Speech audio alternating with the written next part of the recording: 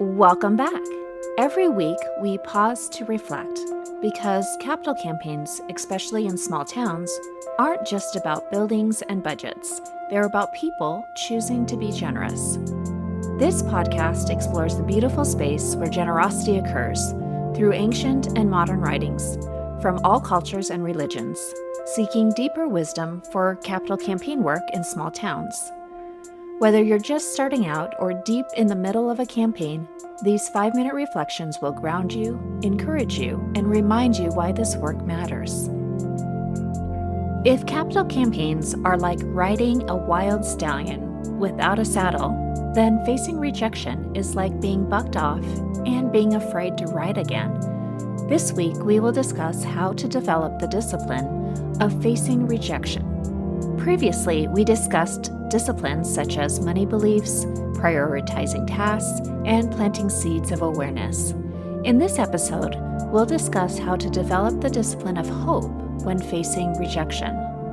I'm reflecting on this quote from Vaclav Havel from a series of interviews published in the book Disturbing the Peace, translated into English in 1990.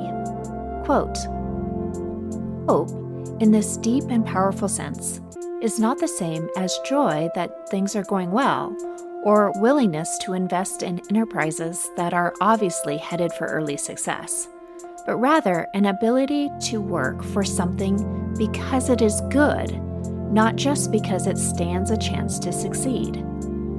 The more unpromising the situation in which we demonstrate hope, the deeper that hope is.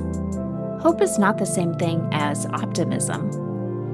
It is not the conviction that something will turn out well, but the certainty that something makes sense, regardless of how it turns out. In short, I think that the deepest and most important form of hope, the only one that can keep us above water and urge us to good works, and the only true source of the breathtaking dimension of the human spirits and its efforts, is something we get, as it were, from elsewhere. It is also this hope, above all, that gives us the strength to live and continually to try new things, even in conditions that seem as hopeless as ours do here and now." Unquote. I am convinced that the moment we close the car door or we hit end on a call with a donor, the doubts begin to creep in. And slowly or quickly, we wonder if we will be rejected when we make the follow-up call or visit that we promised to the donor. That's where the hope described here comes in. It's the hope in something good, regardless of how the follow-up turns out.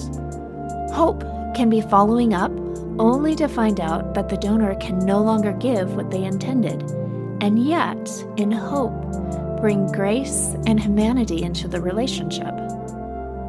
And hope can be following up for 6 months at the donor's request, wondering if the follow-ups are badgering the donor, and then to receive with joy a major gift that was twice the amount that the donor had originally considered. And hope can be following up and sometimes feeling the sting of rejection, and yet knowing in hope that an answer, even if it is no, is better than the anxiety of not knowing for us and the anxiety of sharing hard news for the donor. This type of hope keeps us above water and moving forward during a capital campaign. Let's reflect on one question this week. How are you cultivating hope in something good, even if your follow-up call results in a no? Share this podcast if you enjoy these 5-minute reflections and subscribe to receive these reflections released every week. To explore small town capital campaign coaching deeper, visit servingnonprofits.com. See you next week.